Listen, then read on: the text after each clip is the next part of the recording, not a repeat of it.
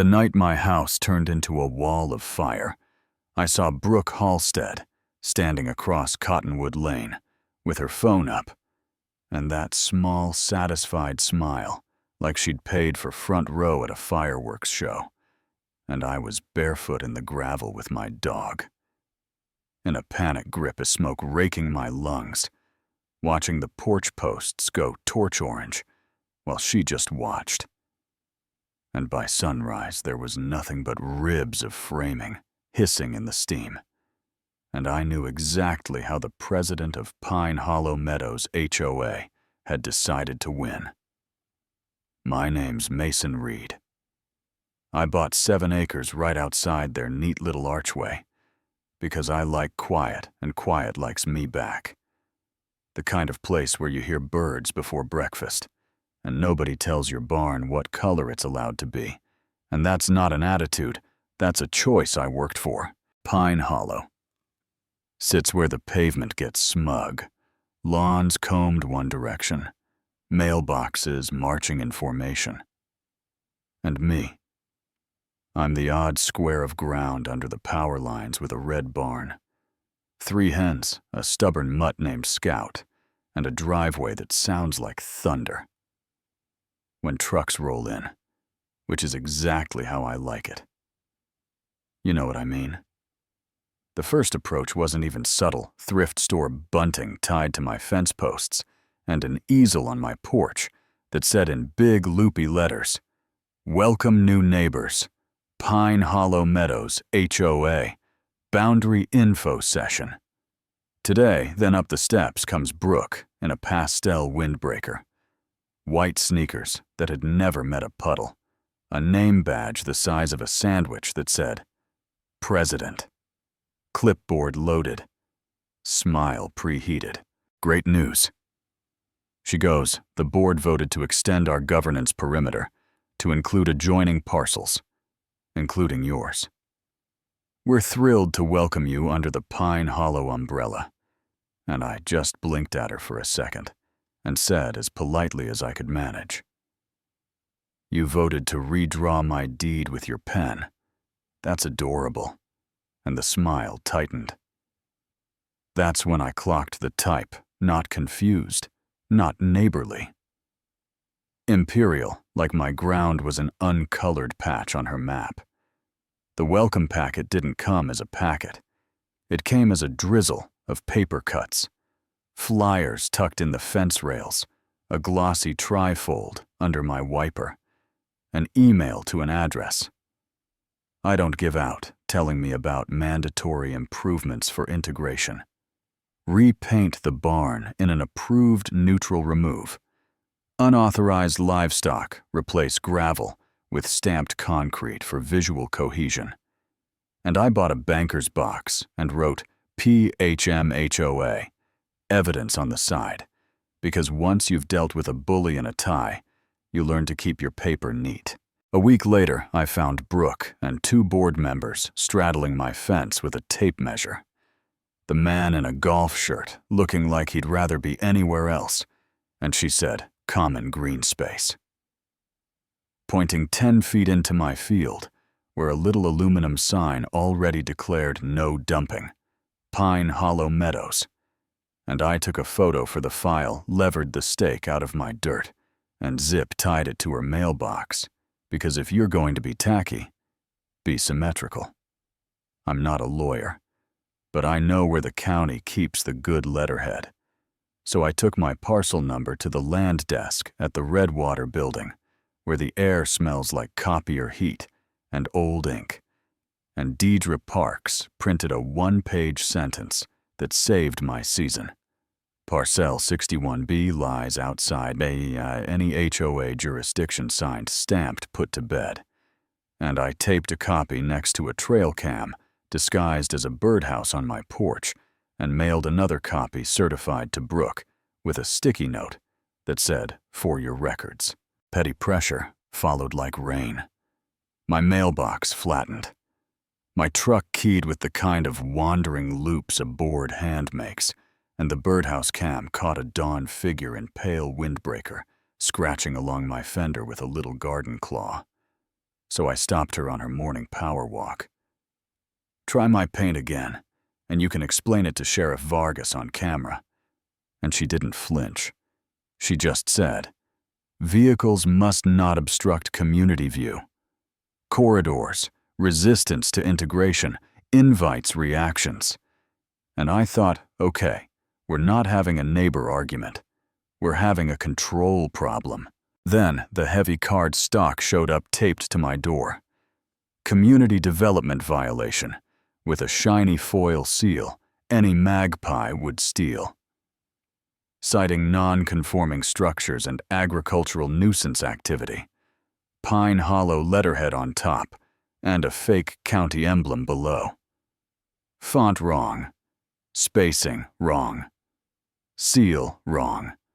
And when I brought it to Deidre, she didn't even sit down. "Cute forgery," she said. "Impersonating an officer is a felony. Please keep reporting," which I did because by then I could smell gasoline. Some mornings near the shed, like wet plastic and trouble. One night my exterior motion lights didn't blink when Scout moved, and that set my teeth on edge. I traced the line and found the cables clipped clean, like somebody practiced on my house for a wiring exam. So Sheriff Elena Vargas came out. Herself walked the fence, wrote in a small notebook, said, "You've got a pattern. Vandalism to soften you up. Bureaucracy to bury you. Intimidation to test the fence. And when I asked what I should do, she said, 'Stay boring on paper and sharp everywhere else,' which I kept in my pocket like a prayer." The fire hit at 2:41 a.m. Glass gave up with a sound I still hear in my molars. The living room turned into a brown animal of smoke that tasted like melted paint and coins. I shoved Scout through the bedroom window and dragged myself after him. Banged my shin, hit the gravel, heard the propane tank cough, and then thump like a giant. Knocking once, and across the lane stood Brooke, haloed by the glow filming that little tilt of her head, like now we were finally aligned.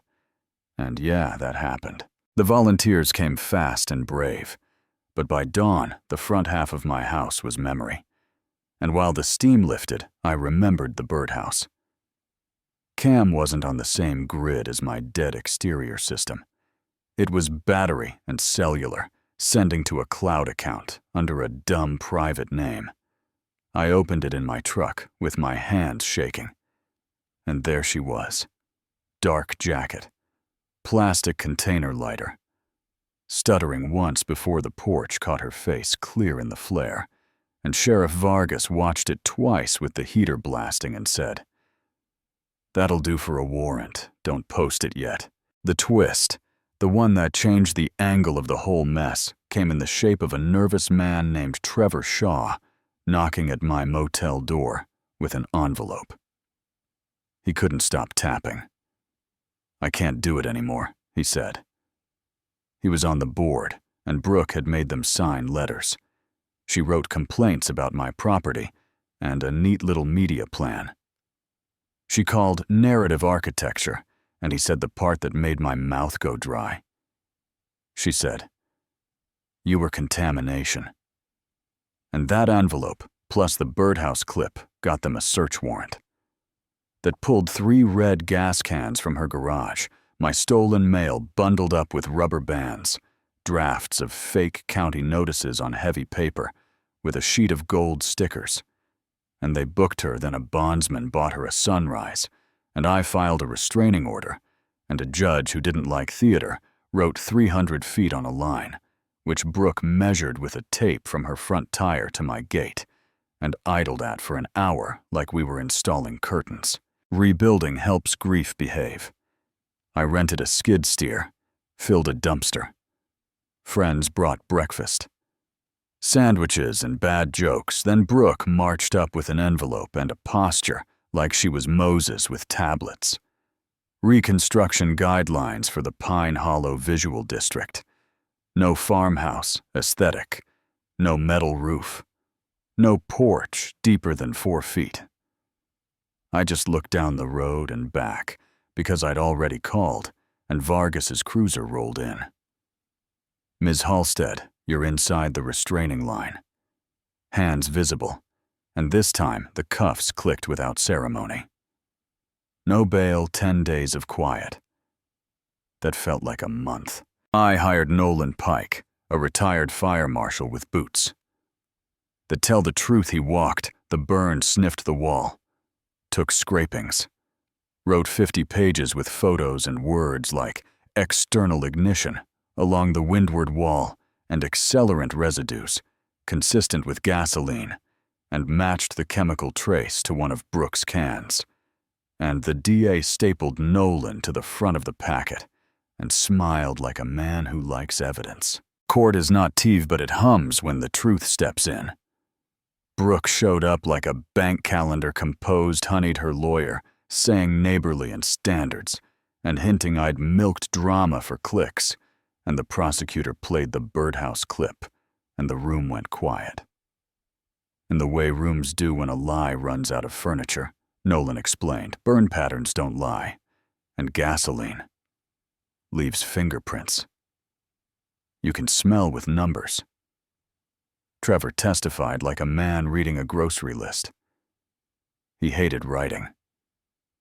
And then it was my turn, and I said, I bought the land to be left alone, that I kept a box because paper is how bullies think, that I smelled gasoline and watched a porch post turn to sun and saw a woman with a phone smile at the color of my house dying. And when the defense tried to paint me as angry, I said, I'm stubborn, which is different, and I don't apologize for knowing my own fence line. You know what I mean, late light slid down the wall. When the judge spoke, no speeches, no poetry, just the process doing what it's supposed to do. Guilty on arson, criminal impersonation harassment, remanded pending sentencing, and one more line about Pine Hollow bylaws, removing officers upon criminal adjudication. And behind her, the bailiff stepped in, and the cuffs made that clear metal sound like a hammer landing flush. And Brooke turned with a flicker in her eyes that said the throne had been yanked out from under her, and she muttered something about not understanding community. And I said quiet as I could, I don't need yours. That's where it ends officially, and that's where it keeps going in a different way.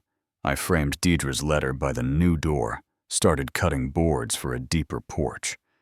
Just because it makes me smile to imagine her old guideline list, Twitch the HOA posted a note about interim leadership, which made me happy.